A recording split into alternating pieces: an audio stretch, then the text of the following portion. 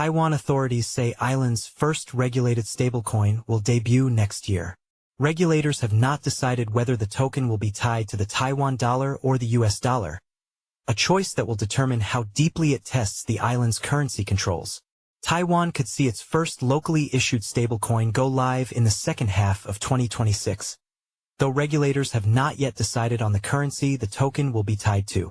Local media in Taiwan report Financial Supervisory Commission Chair Peng Jin-long told lawmakers this week that the draft Virtual Asset Service Act has cleared initial cabinet reviews and could pass its third reading next session.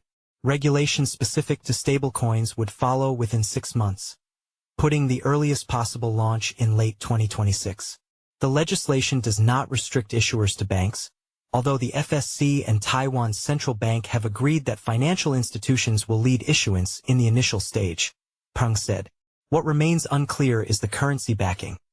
A stablecoin is a digital token whose value is tied to that of a real-world asset such as a fiat currency."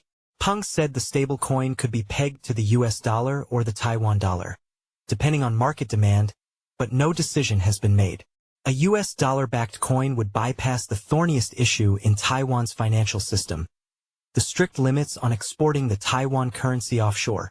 Taiwan's currency cannot legally circulate offshore, and the central bank has a long record of policing attempts to use it for transactions without a direct connection to the island. Stablecoins by design facilitate cross-border settlement, a feature that could undermine decades of efforts to keep the currency onshore and prevent unofficial offshore pricing. For now, regulators are drafting rules based on full reserve backing, strict segregation of assets, and domestic custody requirements. But the basic question of what currency Taiwan's first stablecoin will represent remains unresolved, and the choice will determine whether the project becomes a low-risk payments tool or a challenge to the island's currency framework.